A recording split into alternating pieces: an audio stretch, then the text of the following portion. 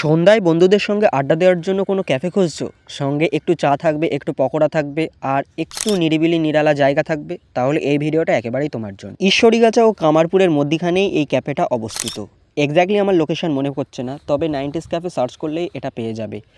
আর ক্যাফেটা ছোটোখাটো জায়গার মধ্যে বাঁশ দিয়ে সমস্ত কিছু ডেকোরেশন করা। যেহেতু বাঙালি বাঁশ দিয়ে কী না পারে, বাঁশ দিয়ে বড় বড় আইফেল টাওয়ার, বুর্জ খালিফা, বড় বড় মানে থিমওয়ালা প্যান্ডেল করে ফেলছে, সেখানে বাঁশ দিয়ে একটা ক্যাফে তৈরি করা তো জাস্ট বিলাসিতা মাত্র।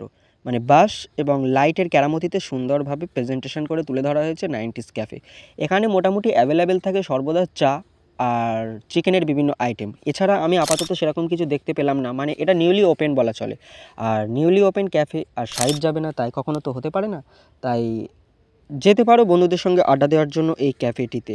আমার তো মোটামুটি ছোটোখাটো জায়গার মধ্যে বেশ ভালোই লাগলো। মানে ফটো তোলার জন্য শুধুমাত্র একটাই ব্যাকগ্রাউন্ড, আর তেমন কোনো ব্যাকগ্রাউন্ড আমার আপাতত এখনও চোখে পড়লো না। হয়তো পরবর্তীতে হয়তো নতুনভাবে ডেকোরেশন করবে। যাই হোক, বন্ধুদের সঙ্গে আড্ডা দিতে বেরিয়ে পড়ো 90s ক্যাফে। দেখা হচ্ছে নেক্সট ভিডিওতে, ততক্ষণের জন্য বাই। আর হ্যাঁ, নতুন কোনো ক্যাফের সন্ধান থাকলে অবশ্যই কমেন্টে জানিও, আমি অবশ্যই সেখানে গিয়ে ভিডিও ফটোশ্যুট করে আপলোড করব।